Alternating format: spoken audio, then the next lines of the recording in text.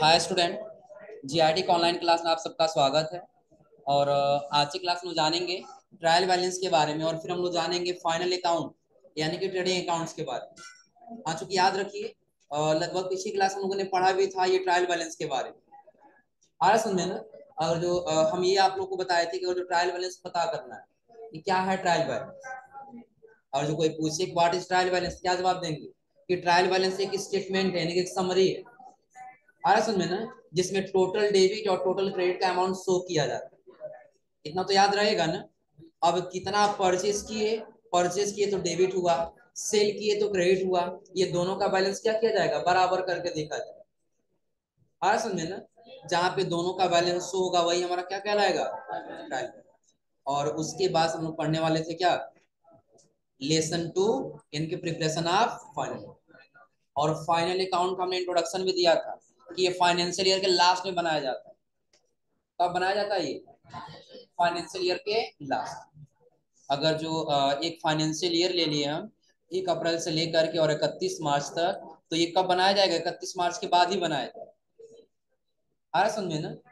और उसके बाद उसमें हम लोग पढ़े थे क्या, trading account and profit and loss, जिसमें सबसे पहला क्या दिया है, ट्रेडिंग। पहला क्या दिया है, ट्रेडिंग अकाउंट। अब हम लोग को ये जानना है कि आखिर ट्रेडिंग अकाउंट्स क्या है। तो पिछली क्लास में आपको सिर्फ इंट्रोडक्शन दिया था कि यह परचेज और सेल से संबंधित होता है, इसमें दूसरा कोई एक्सपेंस शामिल नहीं। आ रहा समझे ना, किससे संबंधित होगा, परचेज और सेल। जो देखिए आप कह रहा है ट्रेडिंग अकाउंट, ट्रेडिंग अकाउंट मुख्य रूप से गुड्स की परचेज और सेल से संबंधित होता है। किससे संबंधित होगा, परचेज किए हैं वो और सेल किए हैं वो। जो आगे कह रहा है जिसमें व्यवसाय की ग्रॉस प्रॉफिट या ग्रॉस लॉस को दर्शाया जाता है। किसको दर्शाया जाएगा, या तो ग्रॉस प्रॉफिट या तो ग्रॉस लॉस। जो आगे कह रहा है जिसमें एडमिनिस्ट्रेशन, सेलिंग और फाइनेंशियल एक्सपेंस को शामिल नहीं किया जाता। जो आगे कह रहा है ट्रेडिंग अकाउंट्स का फॉर्मेट निम्नलिखित होता है। याद रखिए, जैसे पिछली क्लास में आपको बताए थे कि जो हमारा ट्रेडिंग अकाउंट होता है ये सिर्फ किससे संबंधित होगा, परचेज और हम परचेज कितने में किए और सेल कितना में किए।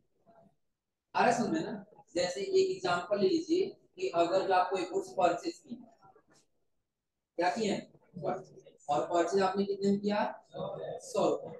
और वही गुड्स आपने सेल कर दिया, परचेज किए तो सेल भी तो करेंगे ना। और सेल करते समय आपने कितने में सेल किया, 120। अब इसमें देखिए कह रहा है कि जिसमें एडमिनिस्ट्रेशन यानी कि बिजनेस का मालिक और बिजनेस बनाया है तो एडमिनिस्ट्रेशन कह रहा है, बिजनेस बना जो प्रोप्राइटर, उसने यदि कोई खर्च किया, सेलिंग यानी कि सेल करते समय कोई खर्च हुआ, या फाइनेंशियल एक्सपेंस, बिजनेस को चलाने में कुछ एक्सपेंस हो रहा है, इन सब एक्सपेंस को शामिल नहीं किया जाता। सिर्फ परचेज कितना में किए हैं और इसको सेल कितना में किए, ये हमारा क्या कहलाएगा, ट्रेडिंग अकाउंट। अब इस ट्रेडिंग अकाउंट में आपको ग्रॉस प्रॉफिट निकलेगा या तो ग्रॉस लॉस निकलेगा। और ये फॉर्मूला हमेशा याद रखिएगा, यदि आपको ग्रॉस प्रॉफिट हो या फिर क्या हो, ग्रॉस लॉस हो, अरे सुने ना, या फिर नेट प्रॉफिट हो या फिर नेट लॉस, कुछ भी आपको निकालना है हमेशा सेल से माइनस करते हैं किसको, परचेज। याद रहेगा ना, हमेशा सेल से किसको माइनस करते हैं, परचेज। तो एग्जांपल यहाँ समझ लीजिए, तो हमने परचेज कितना में किया है, 100 रुपए परचेज किया है ना, और सेल कितना में किए, 120। तो सेल से माइनस करना है किसको, परचेज। तो सेल हम कितना में किए, 120, परचेज कितना में किए, रिजल्ट कितना आएगा, तो ये 20 रुपए मान लीजिए क्या कहलाएगा, ग्रॉस प्रॉफिट कहलाएगा। क्या कहलाएगा, ग्रॉस प्रॉफिट। कि हम 100 रुपए हमारे पास था, 100 रुपए का सामान खरीद लिए और जब बेचे हैं उसको कितना में बेच दिए, 120 रुपए। तो आप किसी एक्सपेंस को नहीं जोड़े, क्योंकि अभी हमारे पास 100 रुपया था, हम चले गए पटना कोई सामान खरीदने, गोरखपुर चले गए, तो वहां से सामान खरीद कर आए, कुछ एक्सपेंस हमारा हुआ है ना, जाने में आने में, ट्रेवलिंग एक्सपेंस हुआ है, बिजनेस में जहाँ ला के रखे उसका रेंट दिए होंगे, बिजली का बिल दिए होंगे, ये सब एक्सपेंस है कि नहीं है, तो एक्सपेंस उसी में जोड़ा जाएगा ना। तो अभी हम एक्सपेंस नहीं जोड़े, सिर्फ हम ये मान लिए कि 100 रुपये हम खरीदे और 120 रुपये क्या कर दिए, बेच दिए। तो अगर जी माइनस में जाता है तो लॉस होता है, और जो प्लस में तो क्रॉस। लेकिन नेट होगा कि ग्रॉस होगा? ग्रॉस होगा। नेट होगा कि ग्रॉस? ग्रॉस। नेट कब निकलेगा? तो जब 20 रुपए में से जितना हम खर्च करेंगे, आने जाने में 2 रुपया खर्च हुआ, बिजनेस का रेंट दे दिए, इलेक्ट्रिसिटी दे दिए, जब इन सबको हटाएंगे उसके बाद से जो बचेगा वही हमारा क्या कहलाएगा? नेट कहलाएगा। कितना क्लियर है ना? तो अभी एक बार और रिपीट करके समझ लीजिए कि जो हमारा ट्रेडिंग अकाउंट होता है ये सिर्फ दो चीज से संबंधित होता है। पहला परचेज और दूसरा कि आपने कितना में परचेज और कितना में सेल। अब उसको खरीदते समय आपने कुछ एक्सपेंस किया, सेल करते समय कुछ एक्सपेंस किया, उसको जोड़ा नहीं। और ये सिर्फ क्या बताएगा? क्रॉस प्रॉफिट या तो जो बता रहे हैं आप इसका फॉर्मेट में रिपीट होता है जो नीचे दिया गया है। लॉस समझो क्या है? अभी हम ले लिए परचेज, क्या ले लिए? परचेज ले। परचेज बस क्या लिए? सेल ले लिए। खरीद के लाए थे कितने रुपए में? 100 रुपए में। और किसी कारण से हम इसको बेच दिए कितने रुपए में? 90। कोई इशू हो गया, किसी कारण से हम कितना बेच दिए? जैसे सपोज करिए कि अभी हम एक कपड़ा खरीद के लेके आए, सेल करने के बाद कपड़े का बिजनेस से अर्थ में ना, अभी कपड़ा रिटर्न भी नहीं हो सकता, अर्थ में कहीं थोड़ा सा स्क्रैच। हम ये सोचेंगे जो पूरा एक्सपेंस हो रहा है उससे बेहतर हम थोड़ा सा एक्सपेंस लॉस है कि इसको बेच दें। तो बाकी 100 रुपए में खरीदे थे और कितना बेच दिए? 90। अब हम सेल से क्या करेंगे? सेल से माइनस करेंगे इसको, तो सेल कितना का हुआ था और खरीदे कितने का थे? बराबर माइनस में कितना जाएगा? 10। ये ग्रॉस लॉस कहलाएगा। इसलिए क्योंकि अब इसको लाने में भी आपने कुछ खर्च किया होगा, जब वो भी खर्च जोड़ लेंगे तो हमारा नेट आएगा। तो नेट आपका एक्सपेंस लॉस कितना हमारा समझ ना। क्योंकि अभी खरीदे हैं और बेचे हैं सिर्फ इसी से रिलेटिव है ना। अब लाते समय हम 2 रुपया एक्सपेंस कर दिए होंगे तो 2 रुपया और भी तो इसमें बढ़ जाएगा ना, तो -12 हो जाएगा। तो ये क्या होगा? नेट लॉस है।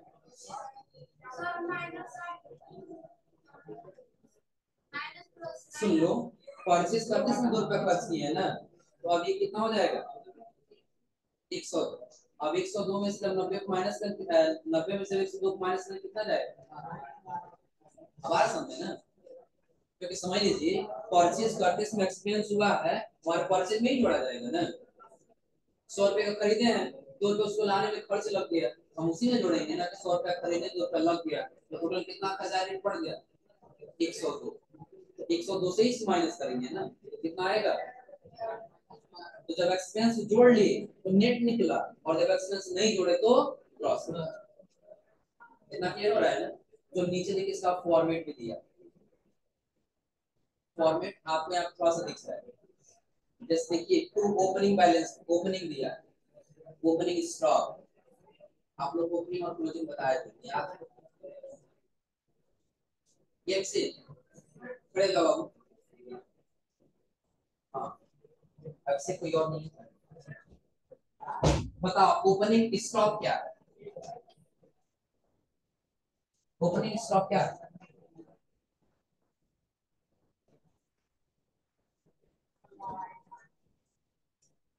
क्लोजिंग स्टॉक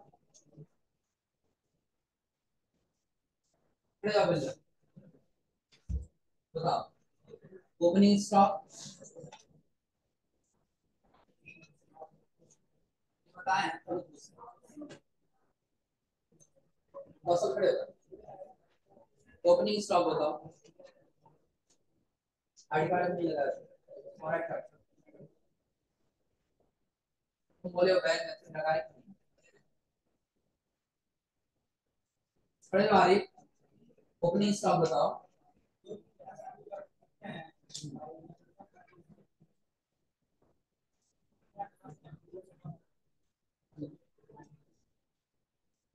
बता दियो।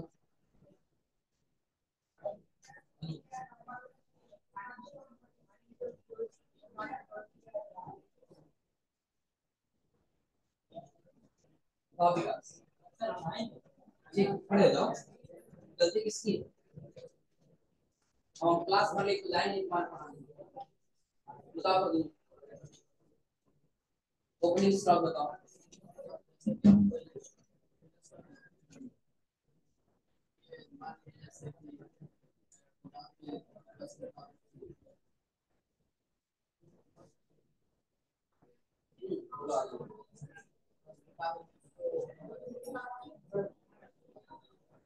चलो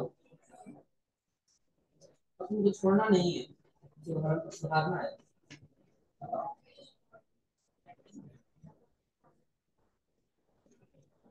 बताओ तो अविनाश से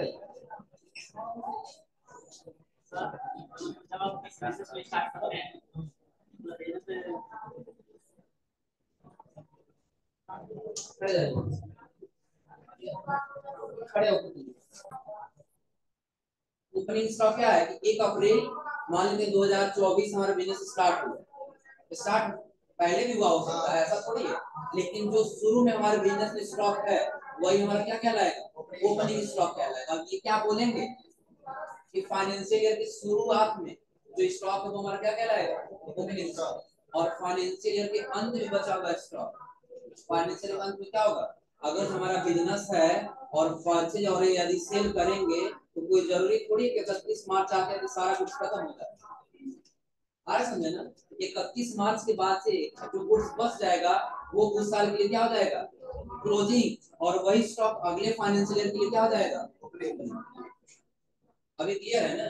तो जब हमारा बिजनेस एक फाइनेंशियल स्टार्ट हुआ तो ओपनिंग बैलेंस स्टॉक कितना बचा हुआ था, वो अमाउंट हो जाएगा। कौन सा रहेगा, ओपनिंग अमाउंट। और ओपनिंग अमाउंट के बाद दिया परचेज, क्या दिया है, परचेज आप कितना बिकी, और उसके बाद कह रिटर्न।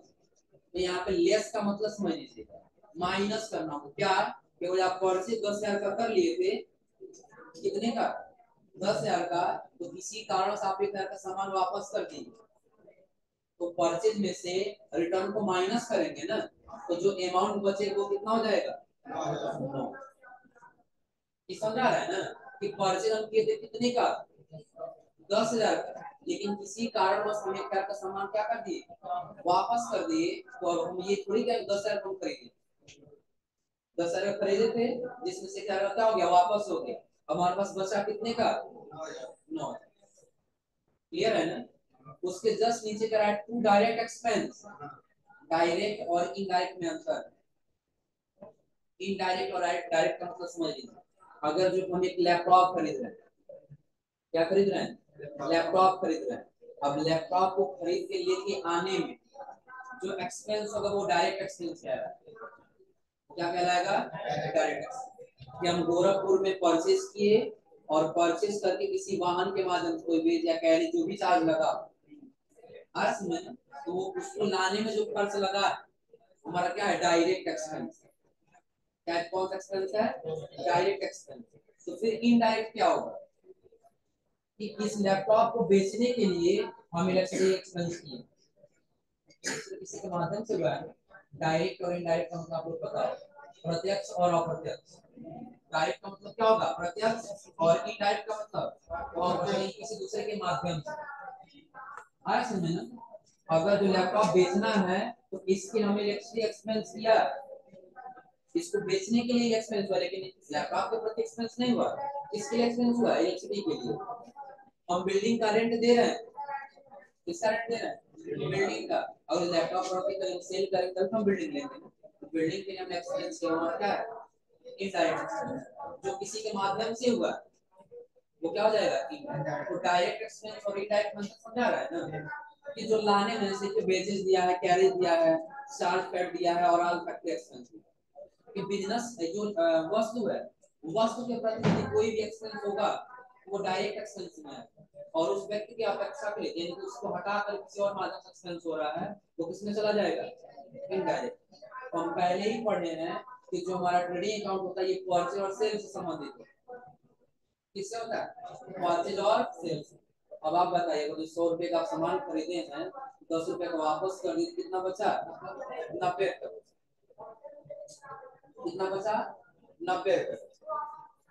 इतना समझा रहा है ना। लेकिन इसको लाने में 20 रुपया हमारा खर्च लग गया, तो उसी हम जोड़ेंगे ना, तो टोटल परचेज हमारा कितने का आ जाएगा, 100।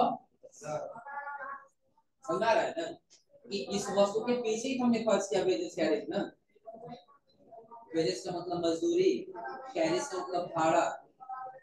आया समझे ना।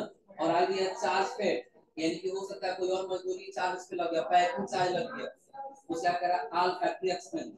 फैक्ट्री हमारा उसका भी एक्सपेंस हुआ, लेकिन कौन सा, इस गुड्स को बनाने से लेकर के और बेचने तक के बीच में, गुड्स के ऊपर खर्च होना कि गुड्स को चलाने के लिए, गुड्स को रखने के लिए एक्सपेंस शामिल नहीं। आ रहा समझ ना, इन सबको जोड़ेंगे तो सिर्फ किसका पार्ट हो रहा है, परचेज का हो रहा है। जैसे हम ओपनिंग स्टॉक रख लिए कितने का, 120 रुपए। ओपनिंग स्टॉक में समझ आ रहा है ना कि फाइनेंशियल ईयर के शुरू में कितना हमारे पास स्टॉक था, 100। अब उस फाइनेंशियल ईयर जो चल रहा है उसी भी हम 100 रुपए का खरीदे और 10 रुपए का क्या कर दिए, वापस कर दिए। तो अब टोटल हमारे पास कितना है, ये 90। इतना क्लियर है ना। अब उसके साथ साथ जो वेजेज या कैरीज है वो हमने दे दिया कितना रुपए, 10।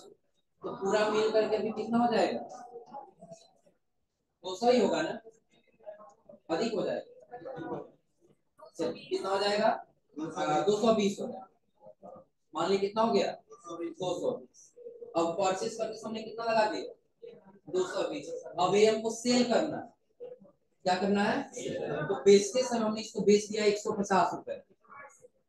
कितने का बेचे हैं, 150, जिसमें से हम वापस भी कर ले, रिटर्न का मतलब समझ रहे हैं ना, कि कोई सामान बेचे और उसी सामान को क्या कर ले, वापस कर।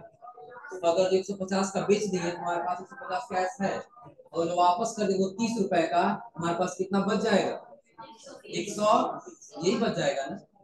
जो आगे कह रहा है क्लोजिंग स्टॉक, क्लोजिंग स्टॉक का मतलब क्या है, हमारे पास स्टॉक रह भी गया, तो मान लेते हैं कि जो हमारे पास वो गुड्स है वो कम से कम कितने का, 250 का रह गया भैया। कितने का रह गया, 200। तो ये दोनों मिलके कितना हुआ था, 200, और ये मिलके कितना हो जाएगा, 120 और 250 कितना हो जाएगा, 300। यही होगा ना। तो ये हमारा पार्ट हो गया कौन सा, सेल्स का, और ये किसका हो गया, परचेज का। तो अभी हम पढ़े क्या करना होगा, सेल्स माइनस करेंगे किसको, परचेज। तो सेल्स कितना है, 370, और परचेज कितना है, 200, माइनस करेंगे कितना बच जाएगा, 20 इसका, और फिर इसका कितना हो जाएगा, 120 हो जाएगा।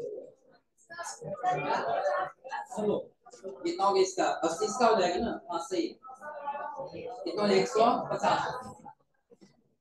अब 150 से हमारा क्या कहलाएगा, प्लस में अभी ना, किसमें है, प्लस में। तो 150 हमारे लिए क्या कहलाएगा, ग्रॉस प्रॉफिट की ग्रॉस लॉस, ग्रॉस प्रॉफिट।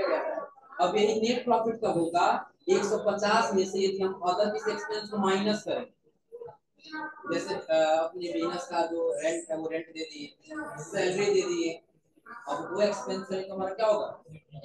फिलहाल अभी हमको नेट नहीं समझना है, हम ट्रेडिंग अकाउंट समझे, तो ट्रेडिंग अकाउंट में क्या होता है, या तो ग्रॉस प्रॉफिट या तो ग्रॉस लॉस। इसका एक और फॉर्म भी तो नीचे हम सिंपल बता के समझा दिए ना। तो नीचे आएंगे तो यहाँ पर देखिए दिया, ओपनिंग स्टॉक कितने का है, 15,000। ओपनिंग स्टॉक का मतलब समझ रहे हैं ना, ओपनिंग स्टॉक कितने का है, परचेज कितने का किए, 1,00,000। सेल कितने का किए, 1,25,000। सेल्स रिटर्न कितने का हो गया, 8,000 का। फ्यूल का खर्च कितना गया, 500। ऑपरेटिंग एक्सपेंस कितना गया, 800।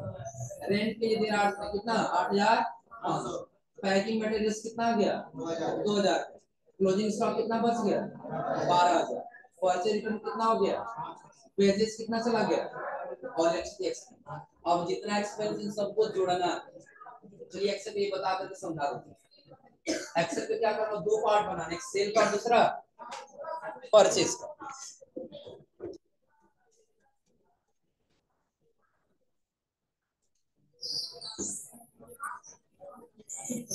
हाँ उधर काम हो रहा होगा। चलिए एक्सेल पे आ गए, और एक्सेल पे हम एक फॉर्मेट ले लिए, trading account for the financial year ending,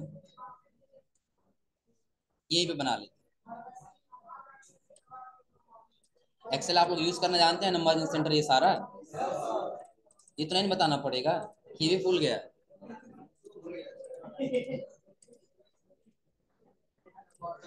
चलिए फिलहाल इतना समझ आ रहा है ना। अब इधर हम थोड़ा सा मर्ज करके लिख लेते हैं किसका पार्ट, यहाँ लिख लेते हैं परचेज। क्या लिख लिए, परचेज। और परचेज इसको थोड़ा सा बॉर्डर कर दे ताकि समझ में आए। और यहाँ कर लिए किसका पार्ट है, सेल्स का पार्ट। हो जाएगा ना। अब उसके बाद हमको लिखना एक तरफ क्या, पार्टिकुलर्स। यहां लिख दिए क्या, पार्टिकुलर्स। यहां लिख दिए अमाउंट।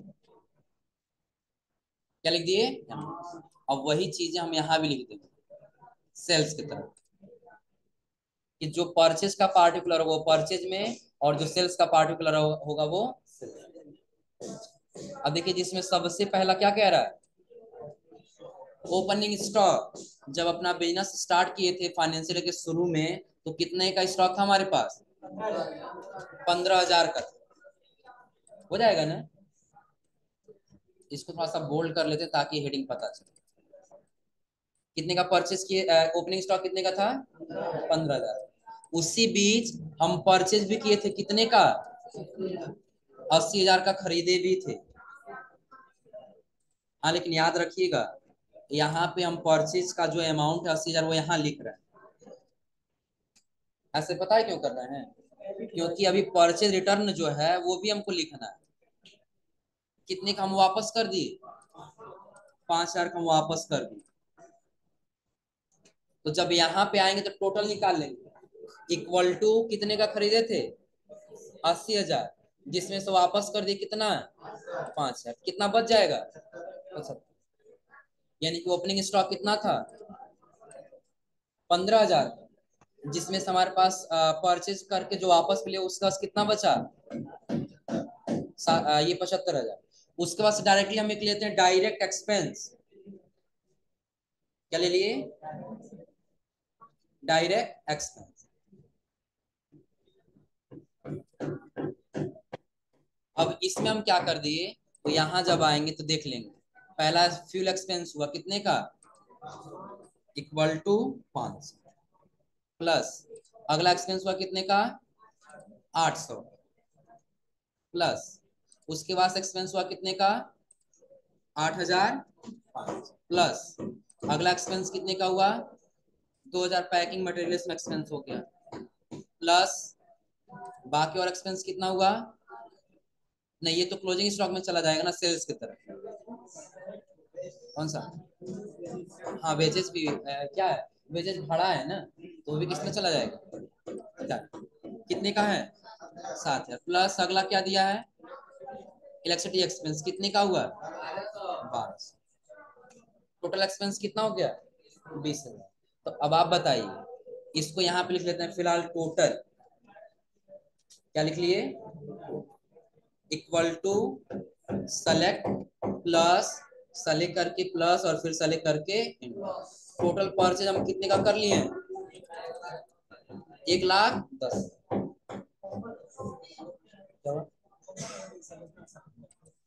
तो हम अब नंबर फॉर्मेट चेंज करना, समझ लीजिए कितने का खरीद लिए, टोटल 1,10,000। ये तो हमारा परचेज का पार्ट हो गया है ना। अब यही सामान लेकर हम बेचे भी हैं, क्या किए हैं, सेल किए हैं। देखिए सेल कितने का दे रहा है, 1,25,000। कि जो सेल था वो हम सेल किए कितने का, 1,25,000। हो जाएगा ना, जिसमें से हम सेल्स रिटर्न भी किए होंगे ना। सेल्स रिटर्न दे रहा है कितने का कर लिए हैं, 8,000 का रिटर्न कर। तो टोटल सेल अमाउंट कितना बच जाएगा, इक्वल टू सेलेक्ट माइनस और सेलेक्ट करके 1,70,000। क्यों माइनस करें, अब ये समझ में आ रहा है ना, कोई दिक्कत इसमें। और आगे इसमें कह रहा है कि आपके पास क्लोजिंग स्टॉक भी रह गया कितने का, 12,000 का। हम यहाँ ले लिए क्लोजिंग स्टॉक, और यहाँ पे टाइप कर दिए कितने अमाउंट का, 12,000। वैसे यहाँ भी हम टोटल लिख लेंगे। क्या लिख लिए, इक्वल टू सेलेक्ट प्लस और सेलेक्ट करके, इक्वल टू सेलेक्ट करके प्लस और फिर सेलेक्ट करके। परचेज कितने का किए थे, 1,10,000 और सेल कितने का किए हैं 1,29,000। दोनों के बीच में डिफरेंट पता करेंगे। बताएं पहले सेल में से हमेशा परचेज को क्या करना होता है माइनस। तो सेल कितने का किए हैं इक्वल टू सेल माइनस करेंगे फिर किसको परचेज को इंटर करेंगे डिफरेंट कितने का है तो प्लस में है कि माइनस में है प्लस में है ना। तो प्लस में है तो इधर बनेगा परचेज की तरफ ग्रॉस प्रॉफिट क्या बनेगा ग्रॉस और यहां बनेगा क्या ग्रॉस लॉस हो जाएगा ना। तो डिफरेंट किधर है परचेज के साइड में है ना। तो यहाँ पे कितना अमाउंट है 19,000 कर लेंगे। अब वही 19,000 हम इसमें भी क्या कर लेंगे प्लस करके जोड़ लेंगे। दोनों के अमाउंट अब बराबर हुआ। अब यहाँ पे हमारा प्रॉफिट हुआ कि लॉस हुआ प्रॉफिट हुआ है ना। अगर जो यही मान ली कि जो एक्सपेंस है हम परचेज की तरफ जोड़ लिए ये नहीं जोड़े हो या जो हम एक्सपेंस किए कुछ और ज्यादा एक्सपेंस हो गया 20,000 एक्सपेंस नहीं हुआ। मान लेते इस बार जो एक्सपेंस है वो यहाँ पे हाँ 12,000 हो गया। कितना हो गया 12,000। तो अब पता है क्या होगा इसको हटा देते हैं प्लस अभी एक्सपेंस और भी हुआ इसको 5,000 एक्सपेंस कर दिया और इसको 8,000 एक्सपेंस कर दिया। ये कितना हो गया 1,32,500 यानी कि एक्सपेंस इस बार ज्यादा हुआ खर्च ज्यादा हुआ तो परचेज का पार्ट कितना हो गया 1,32,000 और सेल के तो मात्र कितना तक सेल कर पाए 1,29,000। फिर भी अभी माइनस करेंगे सेल से किसको परचेज को तो किस में जा रहा है माइनस में कितना 3,500। तो ये आ जाएगा 3,500 किधर अब प्लस करके इसको भी जोड़ लेंगे। अब दोनों बराबर हुआ है ना। तो प्रॉफिट हुआ इस बार की लॉस हुआ लॉस। जब परचेज कम होगा और सेल्स ज्यादा होगा तो प्रॉफिट और जब परचेज ज्यादा होगा और सेल कम होगा तो निकल जाएगा ना। इसमें नीचे देखिए फॉर्मेट में बताया भी होगा ऐसे बताया है ना कि हमने टोटल ओपनिंग स्टॉक लिख लिया कितने का 15,000 परचेज कितने का किए थे 80,000 वापस कर दिए कितने का 5,000 टोटल कितना बचा टोटल 75,000 जिसमें से डायरेक्ट एक्सपेंस यानी खर्च हो गया कितना 20,000। तो टोटल परचेज का पार्ट कितना आया था 1,10,000 आया था। उसके बाद से सेल किए कितना में 1,25,000 वापस कर लिए कितने का 8,000। तो टोटल कितने का सेल किए हैं 1,17,000 और हमारे पास कितने का रह गया सामान और 12,000 का। तो दोनों मिलके कितना हो गया 1,29,000। तो दोनों के बीच में कितने का डिफरेंट था 19,000। तो ये 19,000 हमारा क्या बना ग्रॉस प्रॉफिट। अगर ये ज्यादा होता और ये कम होता तो हमारा क्या बनता लॉस बनता। अब इतना क्लियर है ना। तो ये आज आप लोग समझ करके आइए लोग कौन सा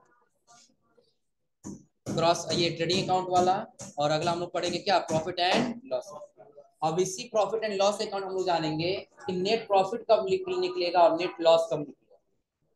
अभी देखिए ट्रेडिंग अकाउंट में किसी ज्यादा एक्सपेंस को शामिल नहीं किया गया था ना लेकिन इसमें आ जाइए प्रॉफिट एंड लॉस अकाउंट में देखिए सबको शामिल किया गया। क्रॉस लॉस है सैलरी दिया गया रेंट टैक्स हो गया ऑफिस लाइटिंग के लिए insurance printing stationery postage interest paid discount allow सारा जोड़ा गया है ना। तो सब जोड़ने के बाद से जो बचेगा वही हमारा क्या निकलेगा नेट प्रॉफिट। तो ग्रॉस प्रॉफिट क्या ये क्लियर हो रहा है ना। तो आज आप लोग यहाँ तक पढ़ के आइए लोग